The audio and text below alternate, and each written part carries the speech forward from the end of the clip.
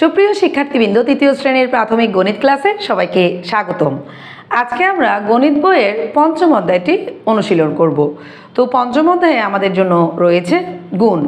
এই অধ্যায়ে আমরা বিভিন্ন গুণ অঙ্ক এবং গুণের প্রশ্নের অঙ্কগুলো কীভাবে সাজিয়ে অঙ্কগুলো করতে হবে সেই বিষয় সম্পর্কে জানব।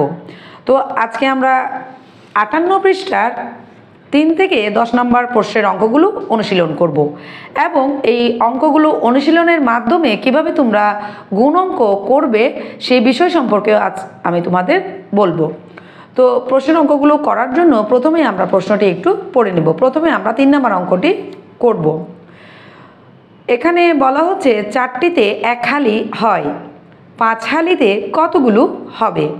তো প্রশ্নের অঙ্ক সাজানোর জন্য তোমাকে প্রথমেই চিন্তা করতে হবে এই প্রশ্নটিতে আমাকে কি বের করতে বলা হচ্ছে, অর্থাৎ আমার উত্তরটি কি হবে।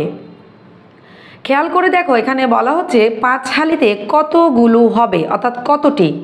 তো এখানে টি আছে 4টি, তার মানে আমার উত্তর আসবে কতটি। তো যেই উত্তরটি আমাকে বের করতে বলা হবে সেই উত্তরের কথাটি আমাকে খাতার ডান পাশে সাজাতে হবে। তো প্রশ্নটি আমি সাজানোর জন্য টি কথাটি খাতার ডান পাশে লিখে নেব। তো প্রশ্নটি আমরা এভাবে সাজিয়ে নিয়েছি, 1 হালিতে হয় 4টি।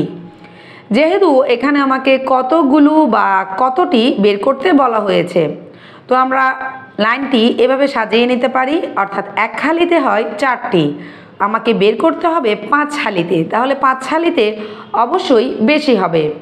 তো আমরা জানি বেশি হলে গুণ, তো গুণ করে আমরা 5 হালিতে কটি হবে বের করে নিতে পারি। তো এই গুণটি আমরা নামাতার সাহায্যে করে নিতে পারি, যেহেতু এখানে শুধুমাত্র একটি সংখ্যা রয়েছে।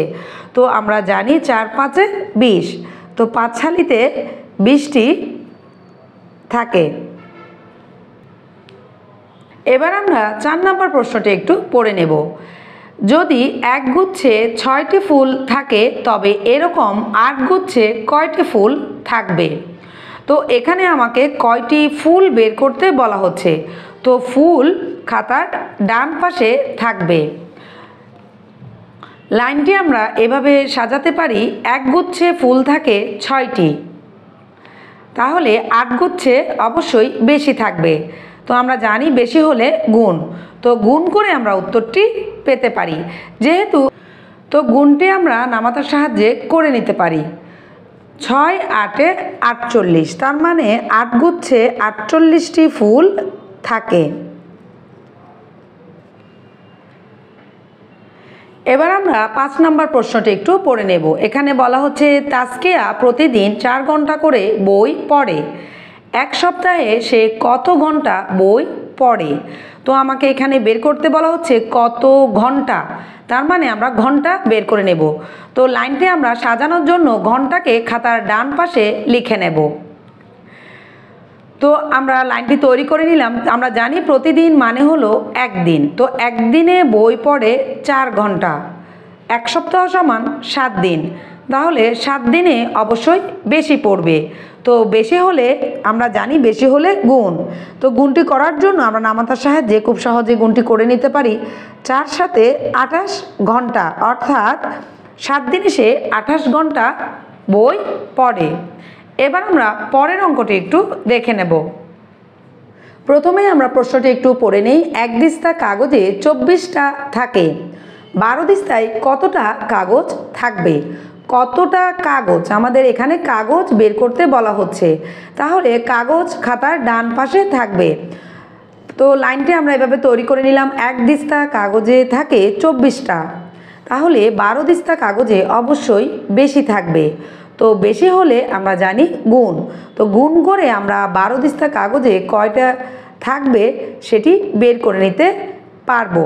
গুণটি করার জন্য প্রথমে আমরা এককের স্থানে যে 2 রয়েছে, 2কে দিয়ে 24কে একবার গুণ করে নেব, তাহলে 4 দুগুণে 8 এবং 2কে 2 দিয়ে গুণ করলে 2 2 4, অর্থাৎ গুণ করার জন্য প্রথমে আমার যে একক সংখ্যাটি রয়েছে এই এককের সংখ্যাটিকে দিয়ে এই 24 সম্পূর্ণ সংখ্যাটিকে আমরা প্রথমে একবার গুণ করে নেব, তাহলে 2 4 8, 2 2 4। এবার আমাদের দশকের অঙ্কটিকে দিয়ে গুণ করার পালা।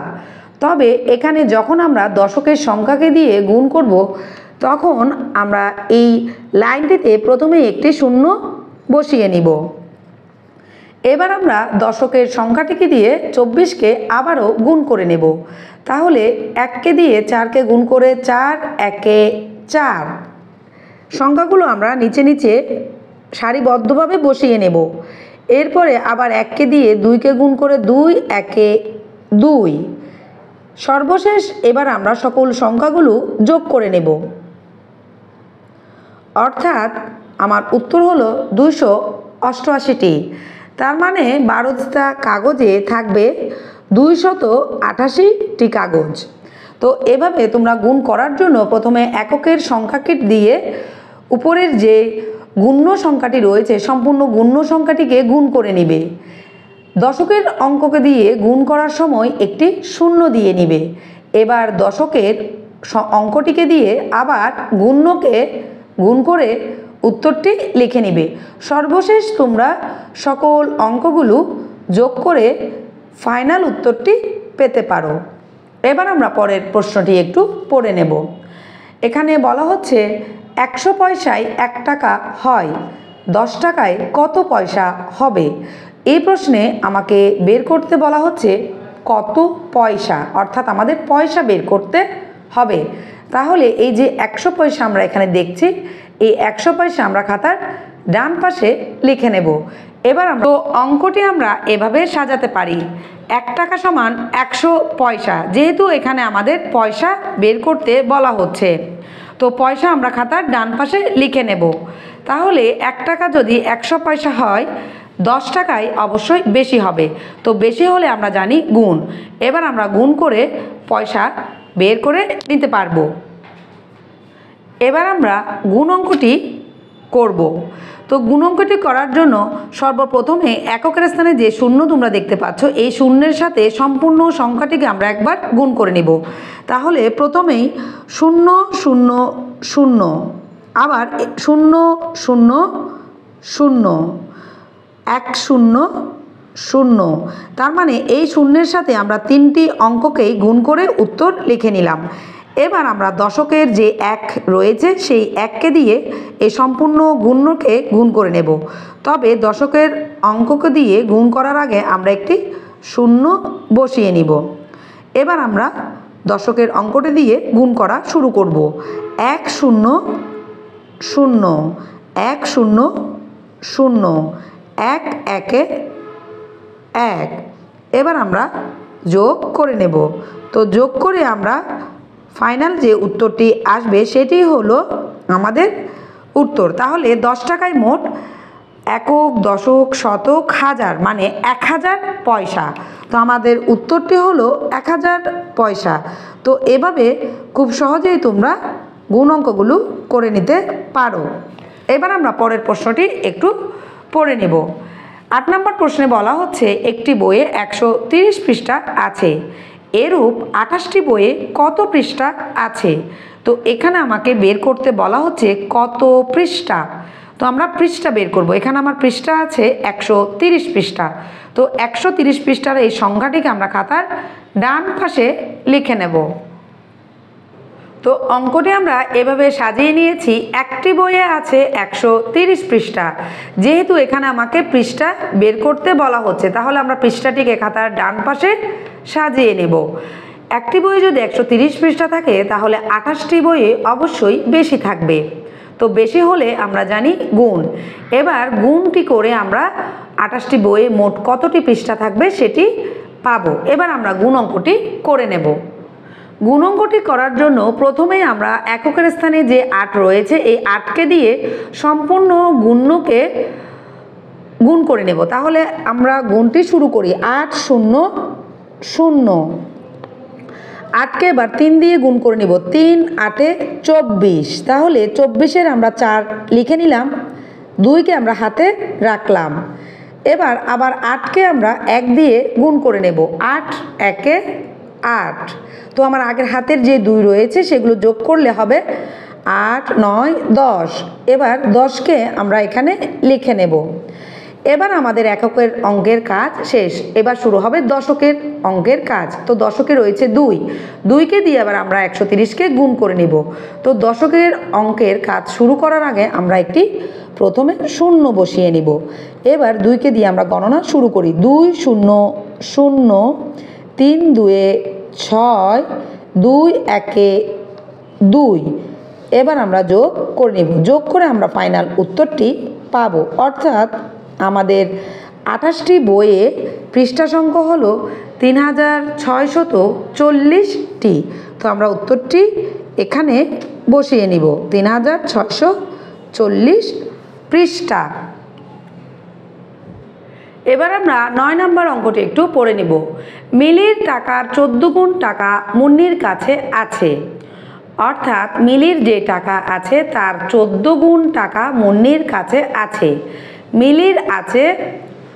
মিলির কাছে যদি 225 টাকা থাকে তবে মুন্নির কাছে কত টাকা আছে? মূলত এখানে আমার মিলির টাকাটি দেওয়া আছে 225 টাকা। এবার আমাদের মুন্নির টাকা বের করতে হবে। তো মুন্নির টাকাটি কিন্তু এখানে দেওয়া নেই, বলা আছে মিলির যেই টাকাটি আছে সেই টাকার 14 গুণ টাকাই হলো মুন্নির টাকা। তার মানে মুন্নির টাকা পাওয়ার জন্য এই যে মিলির টাকা আছে, মিলির টাকার সাথে 14 গুণ করে আমরা মুন্নির টাকা পেতে পারি। তো আমরা অঙ্কটি একটু সাজিয়ে নেব। মিলির আছে 225 টাকা। তাহলে মুন্নির টাকাটি বের করার জন্য আমরা মিলির যেই টাকাটি আছে সেটির সাথে 14 গুণ করে নেব। যেহেতু এখানে বলা আছে মুন্নির টাকা হলো এই মিলির টাকার 14 গুণ। তো এবার আমরা গুণটি করে উত্তরটি পেতে পারি। গুণ অঙ্কটি করার জন্য সবার প্রথমে আমরা এককের স্থানে যে 4 রয়েছে 4-এর সাথে সম্পূর্ণ গুণ্যটির গুণ করে নিব। তাহলে আমরা গুণ অঙ্কটি শুরু করি। প্রথমে আমরা 4কে দিয়ে 5কে গুণ করে নিব। 4 5 20। তো 20-এর শূন্য বসালাম, হাতে রইল 2।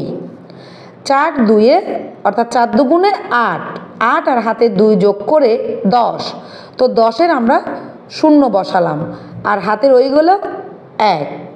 আবার 4কে দিয়ে 2কে গুণ করে 4 দুগুণে 8, 8 আর হাতের 1 যোগ করে উত্তর হলো 9। এবার আমরা দশক স্থানীয় যে অঙ্ক রয়েছে 1, সেই 1-এর সাথে গুণের কাজ সম্পন্ন করব।